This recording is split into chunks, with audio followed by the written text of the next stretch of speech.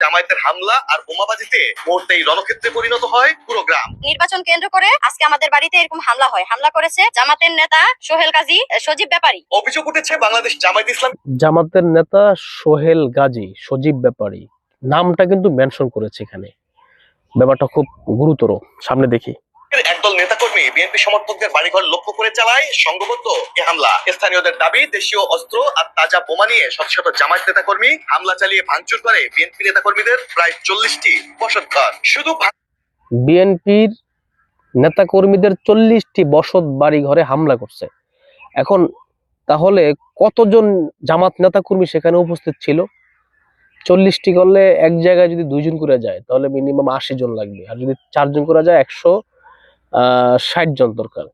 160 জন গিয়ে বিএনপির নেতাকর্মীর বাড়িতে হামলা করছে। Something wrong. চুরি থেমে থাকেনি, লুট করা হয়েছে নারীদের স্বর্ণালংকার, নগদ টাকা, এমনকি গবাদি পশু। ভুক্তভোগীদের অভিযোগ, 15 ভরি স্বর্ণালংকার, নগদ অর্থ এবং অন্তত 4টি গরু নিয়ে গেছে হামলাকারীরা। আমাদের বাড়িতে হামলা আচ্ছা, ওনাটা শুনি। নগদ 50,000 টাকা সাথে 15 ভরি স্বর্ণ নিয়ে যায়। আতঙ্কিত বাসিন্দারা নগদ 50,000 টাকা নিচ্ছে, সাথে 15 ভরি স্বর্ণ নিছে। 15 ভরি স্বর্ণ বর্তমান বাজার মূল্য মিনিমাম 45 লক্ষ টাকা। এত টাকার স্বর্ণ বাসায় রাখে মানুষ? যাই হোক, সেটা পরে 50,000 টাকা নিয়েছে, সেটা থাকতেই পারে মাত্র 50,000 টাকা বাসায়, কিন্তু 4টি গরু নিয়ে গেছে, মানে গবাদি পশু। আচ্ছা, গরুগুলো নিয়ে যাওয়ার সময় মানে মানুষ দেখে নাই? বলছেন হঠাৎ করেই বোমা বিস্ফোরণ আর হামলায় নারী শিশু সহ সবাই দিশেহারা হয়ে পড়ে। ঘটনার সূত্রপাত 12 ফেব্রুয়ারির নির্বাচনে জাল ভোট দেওয়ার হইতেই পারে। এতগুলো হামলা হইলে 4টা গরু নিয়ে গেলে, 50,000 টাকা নিয়ে গেলে, 15 ভরি স্বর্ণ নিয়ে গেলে একটু হইচই তো পড়তেই পারে। এখানে আতঙ্ক হওয়াই স্বাভাবিক। সামনের দিকে। অভিযোগকে কেন্দ্র করে নির্বাচনের দিন থেকেই দুপক্ষের মধ্যে উত্তেজনা ছিল, যা শেষ পর্যন্ত রূপ নেয় ভয়াবহ সংঘাতে। পুলিশ জানিয়েছে এই ঘটনায় অন্তত 10 জন আহত হয়েছেন এবং 10 জনকে আটক করা হয়েছে। আচ্ছা, পুলিশ তাহলে 10 জনকে আটক করছে, এরা কারা?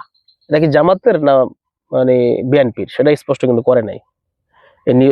এই চ্যানেলটি হচ্ছে নোয়াখালী প্রতিদিন থেকে উদ্ধার করা হয়েছে জামায়াতের ছোড়া বেশ কয়েকটি অবিস্ফোরিত ককটেল।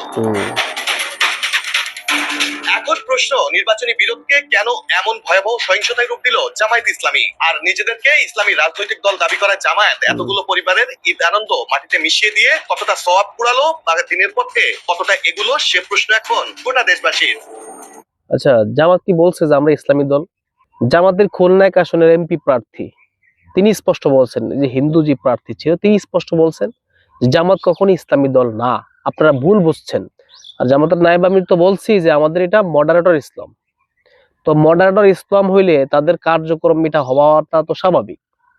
ঠিক আছে, এটা তো এখানে এত কিছু ঢোল ডক্কর পিটিয়ে বলার তো কিছু নেই।